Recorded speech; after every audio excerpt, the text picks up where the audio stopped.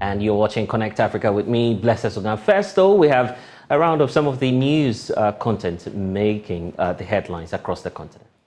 The army chiefs of landlocked Ethiopia and the self-declared Republic of Somaliland have been discussing military cooperation as concerns grow over a deal that could give Ethiopia a naval base on the Gulf of Aden. The two sides signed a deal on 1st January to give Ethiopia commercial and military access to the sea. Somalia called it an act of aggression. It considers Somaliland as part of its territory and has vowed to defend its sovereignty. The son of Niger's deposed president, Mohamed Bazoum, has been released by military tribunal after spending more than 5 months in detention. Salem Bazoum left for Togo after mediation efforts by regional leaders led to him being freed. He was detained along with his parents at the presidential palace after the military staged a coup last July. His parents remain in detention, with the junta so far refusing to bow to diplomatic pressure to release them.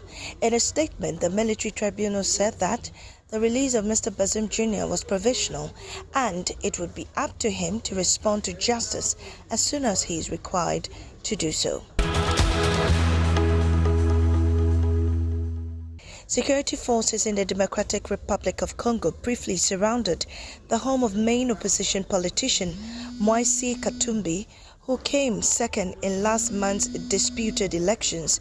According to a spokesperson, he was prevented from leaving his home in southern Katanga province on Monday. But the security forces later withdrew on the orders of a local governor. Mr. Katumbi has rejected President Felix Tshisekedi's landslide victory in last month's election as a sham. 5 other opposition leaders, including Martin Fayulu, who came third, have called for a protest march against the election results.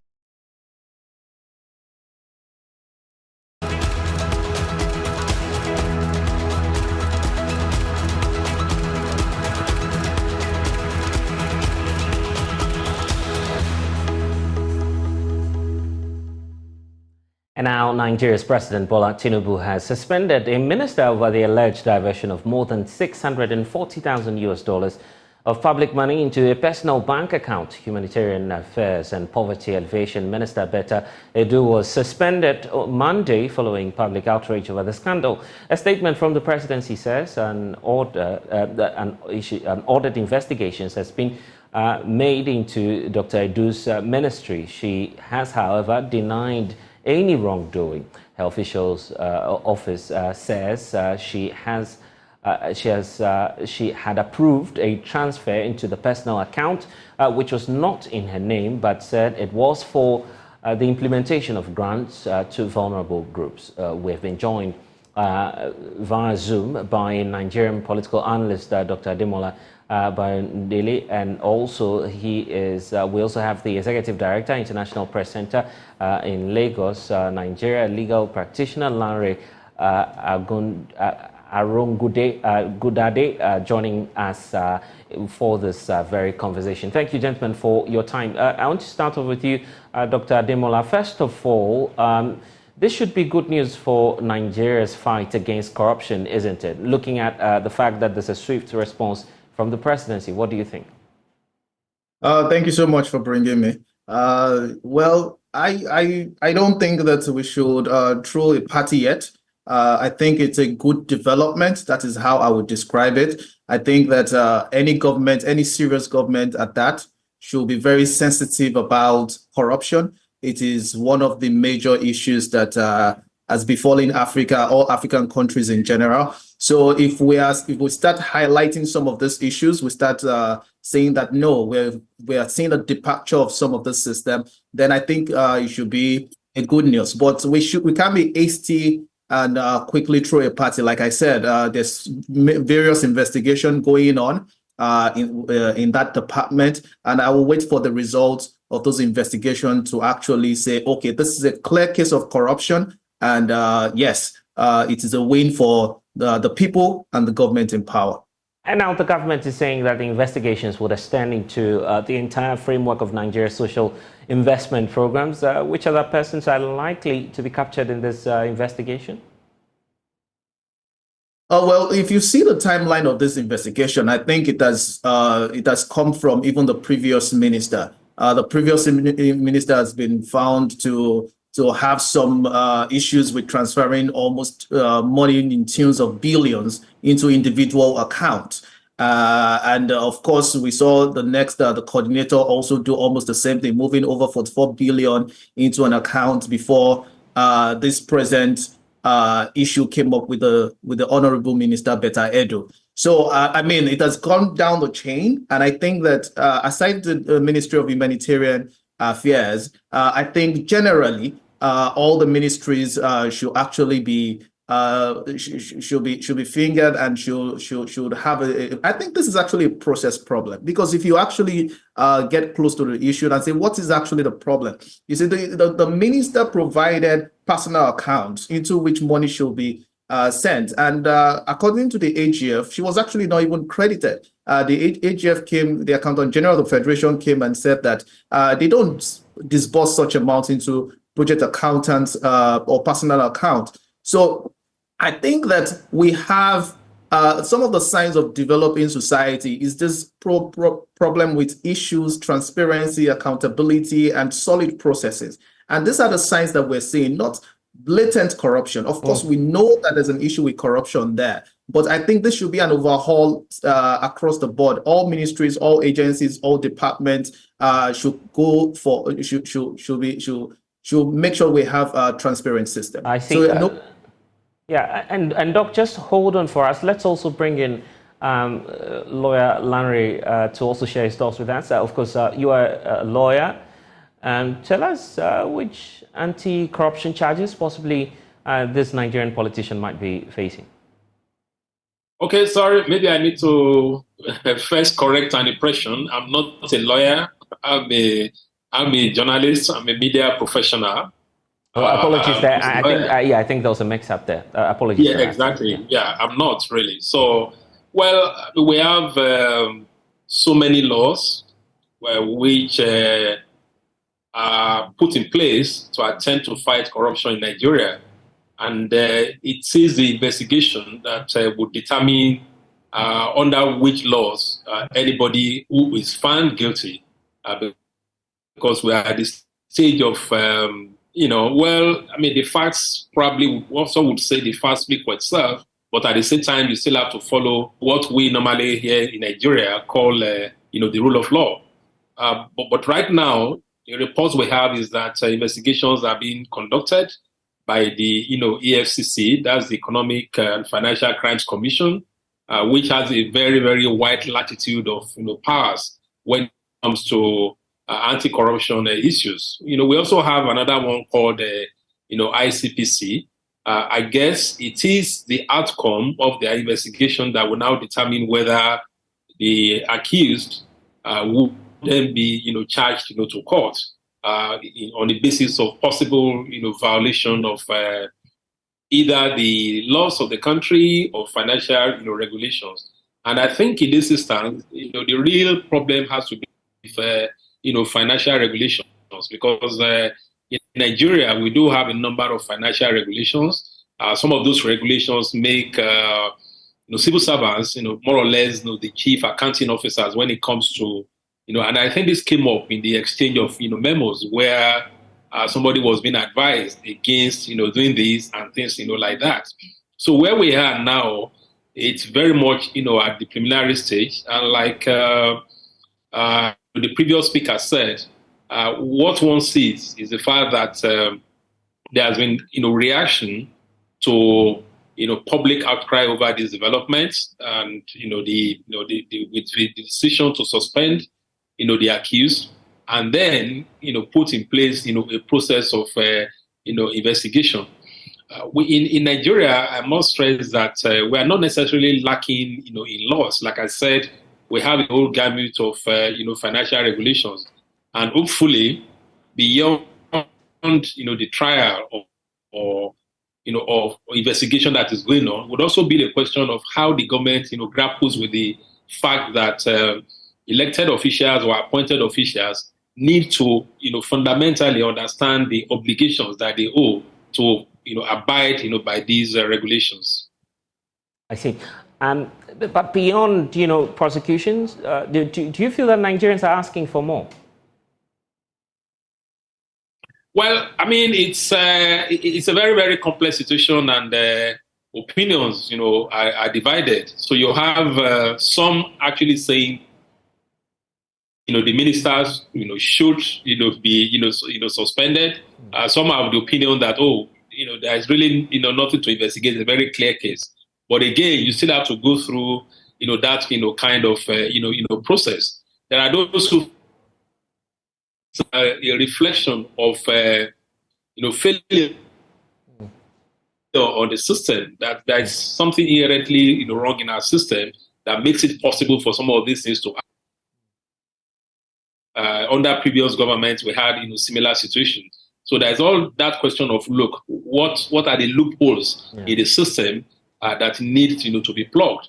There are also those who feel that it's a matter of, individual, attitudes. I see, and you seem to be making a very interesting point there. But let me bring in Doc once more. And Doc, the issue about the actual amount of money involved here. We can think that this is a matter, of public interest, and the citizens, the media, the legal profession, everybody is interested in how this whole process is, managed. I was just, bringing in Doc back to the conversation. Doc, the point about the amount of money involved in this whole transaction. Do we know how long this has persisted? Has that been the trend in Nigeria? Well, in this particular case with Beta Edu, I think it's about 585 million naira being said to be requested from the AGF. Using personal accounts. You see, one of the things we also have to be careful about is that there is no way we can say at this point that the money is being requested to benefit ourselves, which we will term absolutely as corruption. What is happening right now is that she's trying to withdraw money from the coffers of government using a personal account, which should not be. And in fact, as I'm concerned, I think that, like you asked me earlier, I think it's a structural problem. She should not, a letter or an internal memo should not even be able to emanate from her office.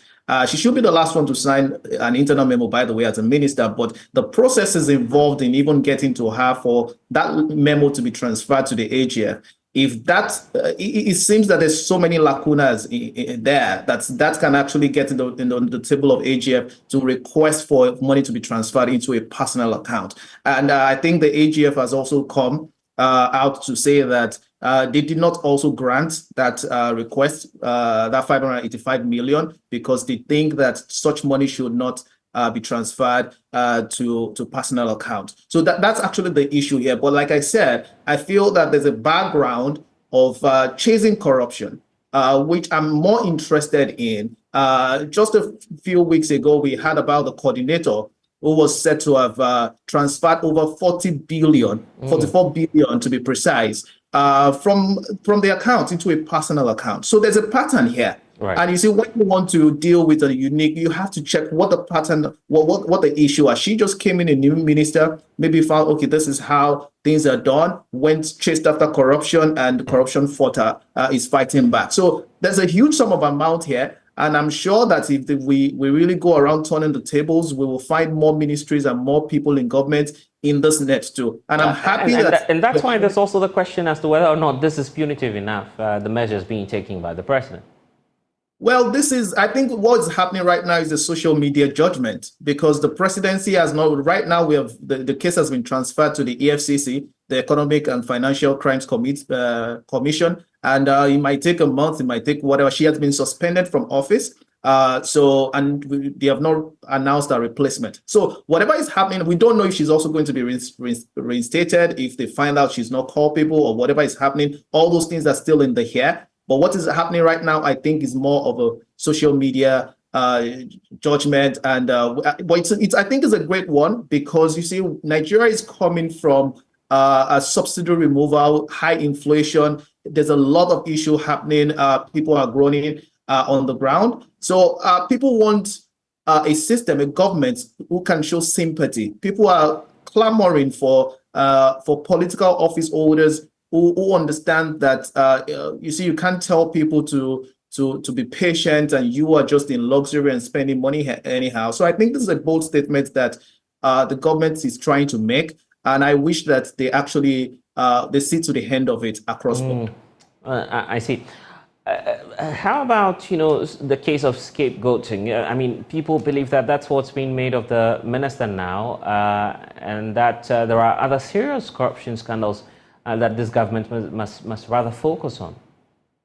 Well, we can't entirely say this is just witch hunting or trying to be a scapegoat until we hear from the EFCC, who is in charge of this corruption case. So if the EFCC comes out to tell us that she has actually contravened the laws of the land, and they can also demonstrate that this amount of money is probably going to benefit her in some ways, or it has happened before while she is in office, then yes, she should be sent packing, definitely. And not only sent packing, she should be punished, because you see, the stature of a government, of the leader of the country is very important. It's going to send message to everybody. We have seen this in the past. She's not the first person that is going to be brought to books. But this is very important, because especially in this time when there's so much pain in the land and people are really asking the government for accountability.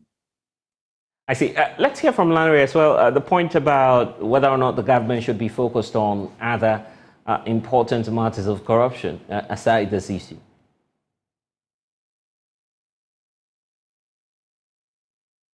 Hello, sir. Are you with us?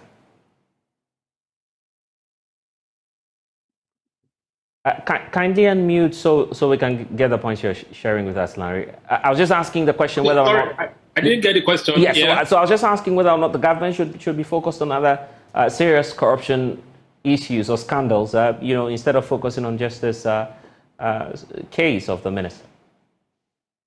Well, I mean, I think the government would have to respond to corruption issues as they emerge, and there has to be evidence or some information as to what may be going on in other ministries. But like the previous speaker was saying, it's also about how this is dealt with. Of how do we go forward? We're looking at a ministry that deals with humanitarian affairs. We're looking at the issue of poverty in the country, and it's also about the question of what measures do you put in place? How do you get these beneficiaries? We have a very wide and what you could call robust accounting system in the country. There are many ways by which beneficiaries could be reached. It's even not just about bank accounts. These days you have different payment methods, pay and the rest of them. So maybe perhaps it's the fact that maybe government has been putting the horse before the cart or the other way around. And what you could need to do is you have the register of this, where they're located, the states, and I think there are so many ways by which they can reach.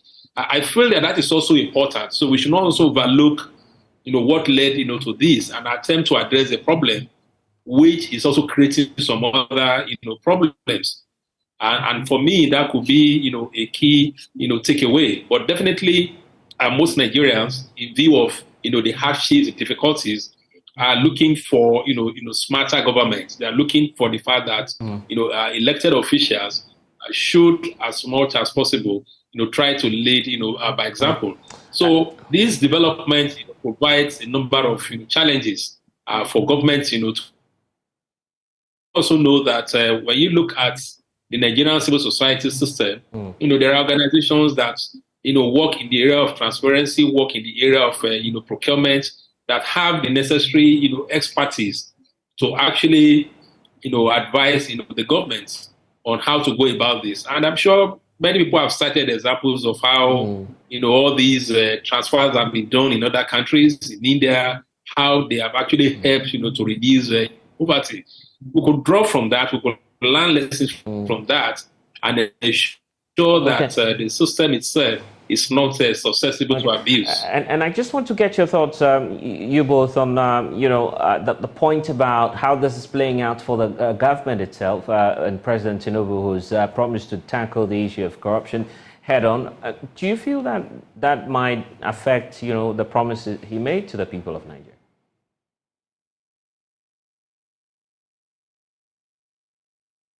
Well, this issue has been generating a lot of public interest, and for the past couple of, even today, on a number of media channels in Nigeria, spokespersons of the government.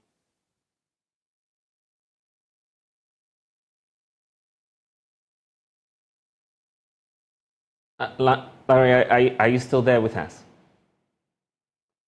Okay, it appears we've lost Larry there. Yes, too. Nigerians are also making much more, demands, and they want to see, how this, is driven, to a logical, conclusion. So definitely, this is likely to be, a yardstick to measure, these developments.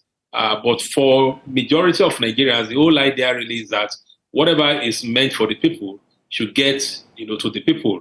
And whoever it's constituting obstacles along that line needs to be, dealt with according to the law.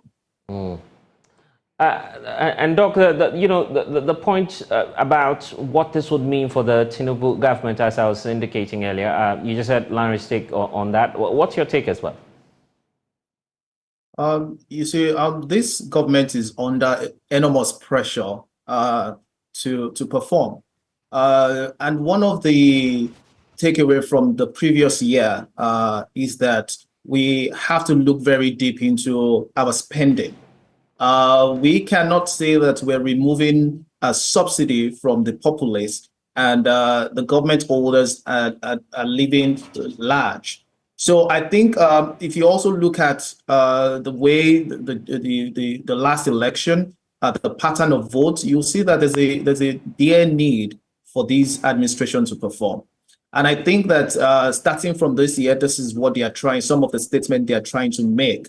So just I think a few minutes ago, there's also a release from presidency that they are slashing ESTA codes or some travel allowance by 60%.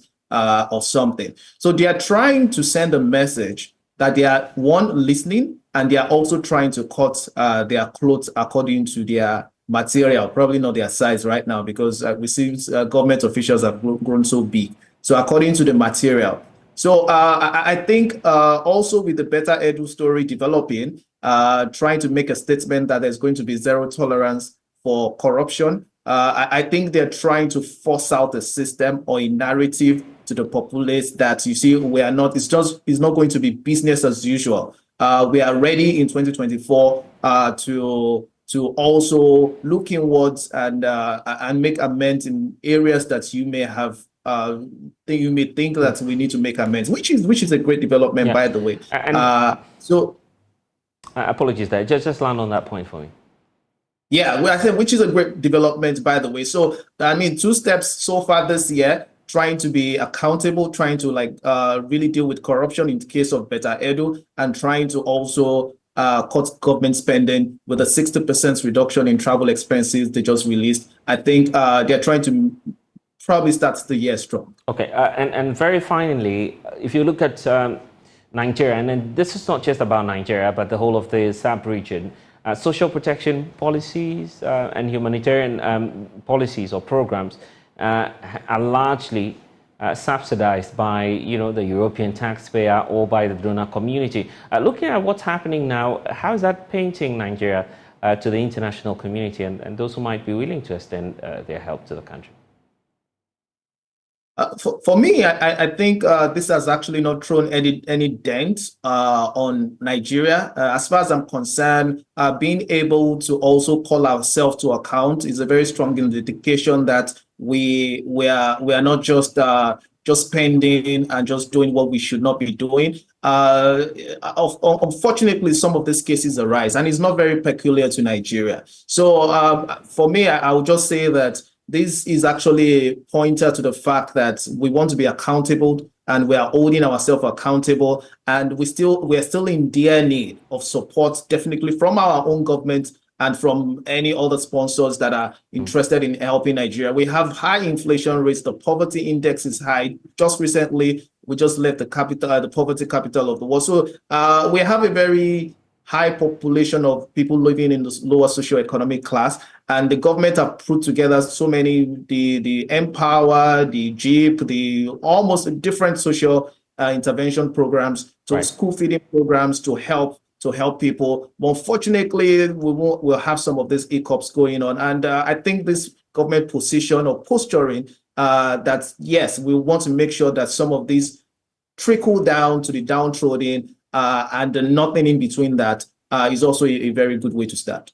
Grateful for your time, Dr. Ademola, and also to you, Larry. Thank you all for spending some time with us here on Connect Africa. And that's all we have for you in this package. I'm Blessed Sudan. Until then, log on to myjoyonline.com. We have so many stories for you there. Thanks for watching. Bye-bye.